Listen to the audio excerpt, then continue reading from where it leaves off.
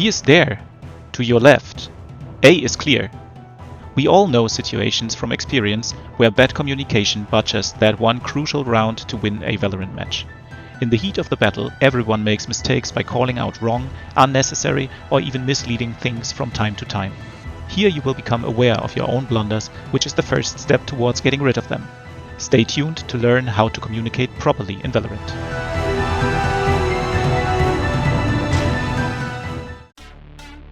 Valorant is a game of information. In order to win gunfights, the most important thing to know is where to expect enemies. Whenever you gather information, it is essential to let your teammates know about that. Every piece of knowledge counts. Do not rely on your mates following their minimap for the whole game. Instead, let them know what you know by telling them.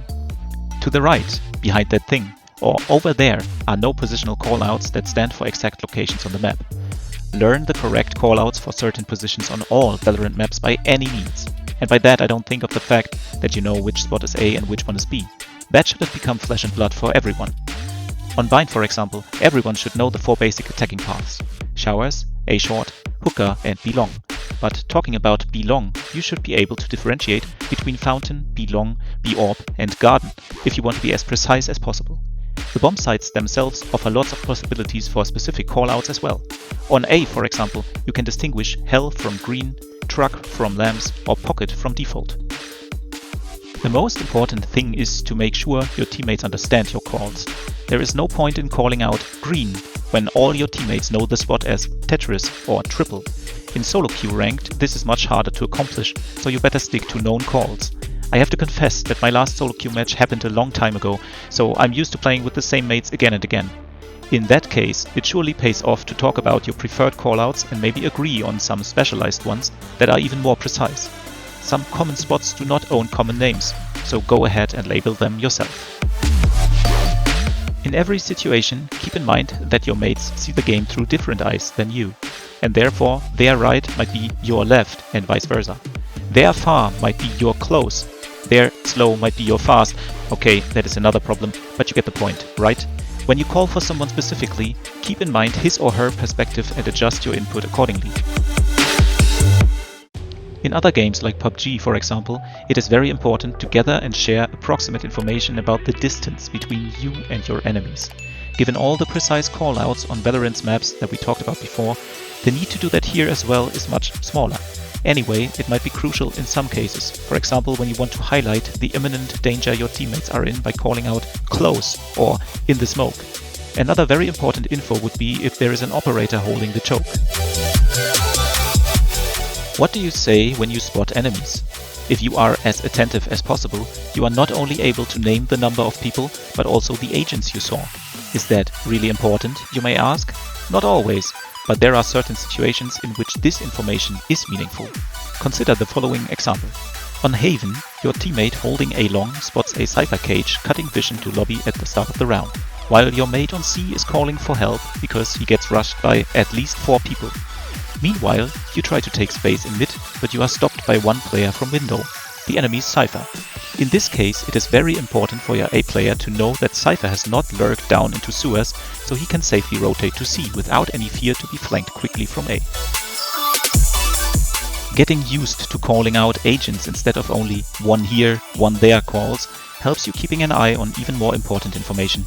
You can't only know about the position of an agent by seeing him himself. You can also draw conclusions from the enemy's abilities and where they come from.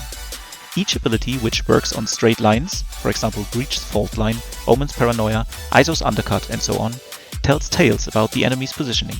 When you are even more aware, you can also call the specific positions of agents by recognizing certain lineups, for example from Viper, Brimstone, Sova and more. All this knowledge leads into reading your enemies a tiny bit faster. There are general rules of what to do and what to avoid doing in terms of communication in a Valorant match. Let's start with the things you have to keep in mind. A call only serves its purpose when there are people listening to it. Make people more attentive to your calls by keeping them short and simple.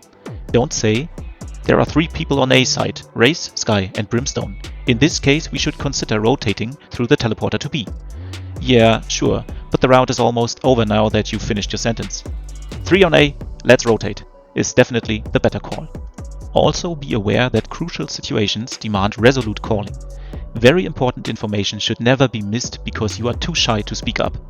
Calmness is good for aiming at decision making, but your voice needs some urgency when you reach out for help. Otherwise, your words will get lost in the heat of the battle. Calls for plays should be as clear and as decisive as possible. As an initiator main, I've learned from my own mistakes on this topic. Back in the days, I was eager to offer utility to my teammates, for instance by saying things like, "I could drone A short," or "I reveal B if you'd like." That is, by any means, very polite, but it doesn't demand a reaction. Nowadays, I just state, "droning A short," or "revealing B." Then I'd like to wait at least 1 second to let my words sink in and give my teammates the chance to either reject my proposal or to play off of my utility. My words demand reactions and therefore have become more decisive. Viper, alone, low, A long. Whenever you provide information about something you found out, you prioritize some things at the cost of others by calling them out first. Therefore, it is worth a closer look at what things to prioritize. Spoiler, the call was wrong. When spotting enemies, the most important thing is where they are. Teammates close to you are in imminent danger and those far from you will have to hurry to get there. The next important thing depends on the situation. When you've died and someone might be able to refrag you, the call that the enemy is low is very encouraging. The fact that someone is alone could be a sign to expect a rush elsewhere. The knowledge about the agent you saw can be crucial too, as I've mentioned before. In a situation where there has been no fighting at all, you would probably go with A long, Viper, alone as the correct order. There are circumstances under which you would even want to call other things like your enemy's weaponry or the utility they have left. When you want to take calling to another level, try to help your teammates by telling them what the enemy team could have done without you noticing it. For instance, when you hold an angle and look away for a brief period of time to use utility or something like that, make your mates aware of the possibility of a very good timing. As we all know from experience, timing in Valorant can be the biggest pain, so you better always prepare for everything possible, and that means preparing your teammates for that as well. Say something like, "With bad timing, they could be ramped now," to make them aware. Repeating bad behavior leads to bad habits, leads to bad behavior. Better be cautious to not get flamed for bad comms in Valorant by avoiding the following mistakes. As I've just said before, calling out possibilities is a right thing to do. It is very important though to label them as possibilities as well, not as facts. "They will go B for sure" might make your A player rotate before he has got any confirmation of that guess.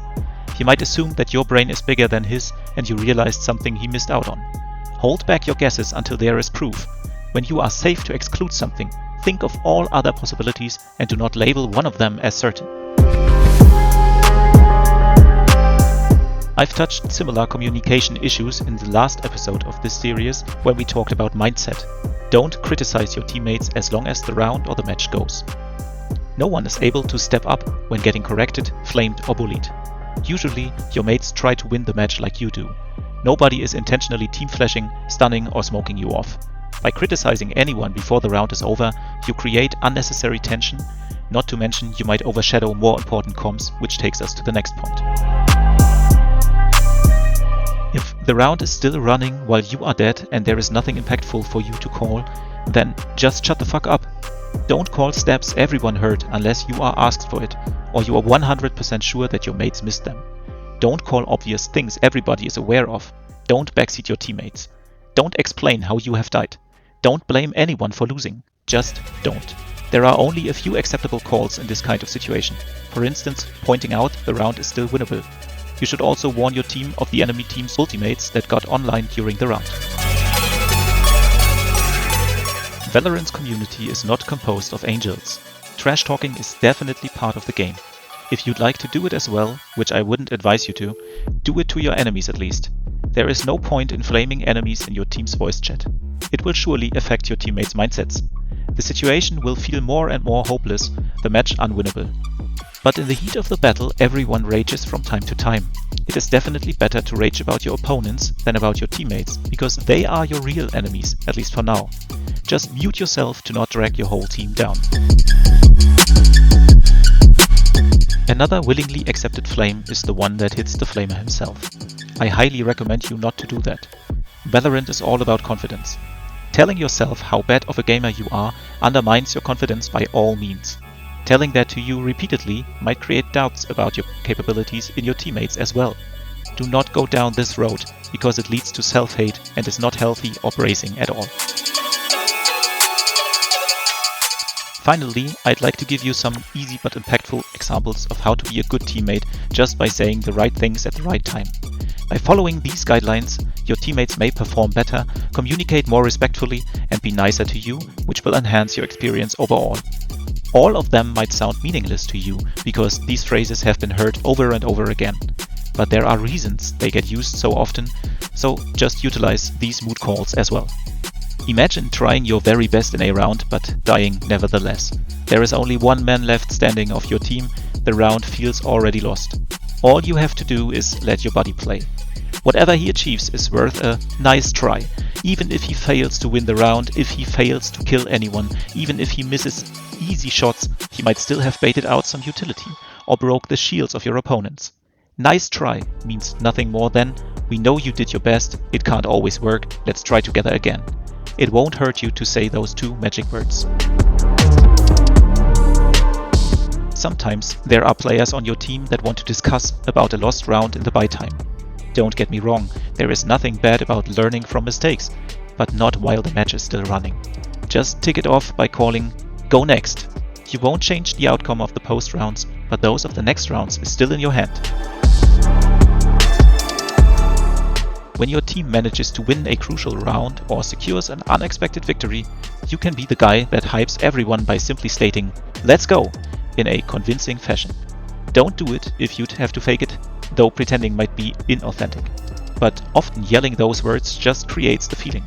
Stay true to yourself, but do not hesitate to cheer up yourself every now and then.